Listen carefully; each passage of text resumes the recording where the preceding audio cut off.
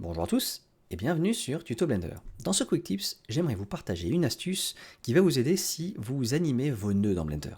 Et alors comme d'habitude, lorsque je fais un Quick Tips, là, une vidéo astuce concernant les nœuds dans Blender, qu'importe l'éditeur nodal dans lequel vous serez. Ça peut être le shader editor, ça peut être les geometry nodes ou le compositing, ça fonctionnera dans tous ces éditeurs. Et comme d'habitude, encore une fois, pour moi, il est plus simple de vous montrer l'astuce dans le shader editor. C'est pour ça que je vais garder le cube par défaut, parce que je ne vais pas le supprimer, et je vais juste changer la fenêtre principale ici du viewport 3D en shader editor. Et puis lorsque je clique sur New, eh bien, il va me rajouter un nouveau matériau sur le cube de départ, parce que c'est lui qui est sélectionné. Alors on imagine 2 secondes que là on est dans un matériau hyper complexe, que vous avez mis du temps à le faire. Moi il me faut un nœud n'importe lequel ici, là, ça c'est un nœud random que vous avez dans votre matériau. Et pour les besoins de votre projet, vous allez animer une ou plusieurs valeurs de ce nœud.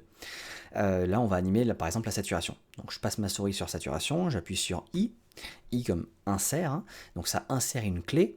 Là, si j'augmente ma timeline, j'ai une clé qui a bien été insérée en frame 1, je vais avancer dans la barre de temps, et en frame 30, par exemple, je vais repasser ma souris dessus, et je vais changer la valeur pour, par exemple, mettre 0.5. Et puis là, je vais refaire I, en survolant la valeur avec ma souris, pour insérer une nouvelle clé et dire que voilà, j'ai changé entre la frame 0 et la frame 30, la saturation passe de 1 à 0,5.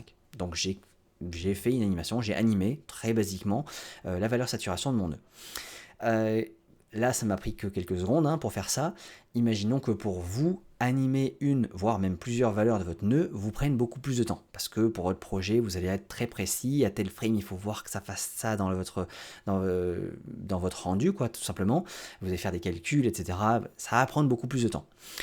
Du coup, il est fort probable que plus tard, si vous avez besoin de la même animation ailleurs dans votre matériau, eh bien vous vouliez dupliquer ce nœud. Pas parce que vous voulez récupérer le même nœud, parce que ça je peux faire Shift A, color, machin, et j'ai récupéré le même nœud, mais probablement parce que vous voulez récupérer les données d'animation de votre nœud. Donc, eh bien, je sélectionne mon nœud et je Shift D. Mais malheureusement, je perds les données d'animation. Là, sur mon duplicata, l'animation n'est pas conservée. Alors oui, le premier nœud ne perd pas d'animation, encore heureux.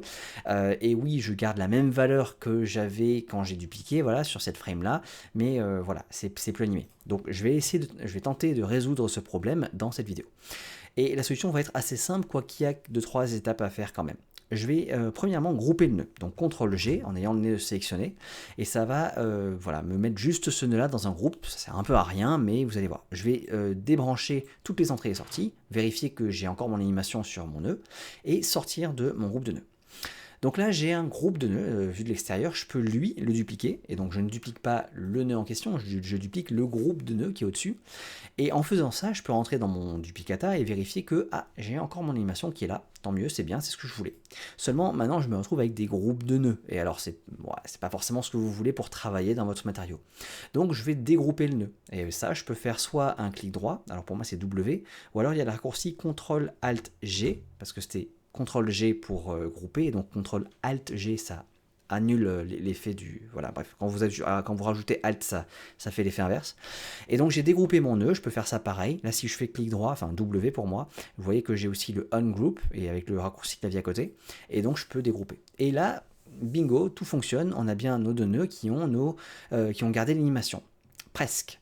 Parce que là, tout a l'air correct jusqu'au moment où on se déplace dans la timeline. Et là, on voit que en fait l'animation est cassée. La valeur reste à 0,5, tout devient orange comme ça, donc c'est pas bon. Pour fixer ça, on va revenir sur la frame 30. Peut-être que ça fonctionne sur d'autres frames, mais moi j'aime bien revenir sur la frame sur laquelle on était lorsqu'on a fait le dégroupage, et je vais revenir sur cette valeur, je vais appuyer sur I pour remettre une clé, et puis normalement ça devrait réparer l'animation qui fonctionne bien maintenant, et là on peut dire qu'on a réussi notre opération, on a réussi à dupliquer le nœud tout en conservant l'animation qui est dessus. Alors est-ce que ça vaut le coup? Parce que là on peut se dire que j'ai passé presque plus de temps, ou autant de temps à dupliquer et récupérer l'animation correcte que je n'ai mis à faire l'animation. Bah oui, là dans mon exemple ça n'a pas forcément d'intérêt, mais si vous avez passé beaucoup plus de temps à créer votre animation sur des centaines de frames et que c'est très précis et bien calculé, je pense que là les petites manips qu'on a faites là valent le coup en fait, plutôt que de devoir refaire sur un nouveau nœud. refaire votre animation sur un nouveau nœud. Donc voilà, vous en jugerez hein, par vous-même. Dites-moi en commentaire si vous trouvez ça vraiment utile ou pas, si vous êtes déjà tombé sur ce problème-là. Et puis j'espère que cette vidéo, que ce quick tips vous aura été utile, que vous aurez appris quelque chose.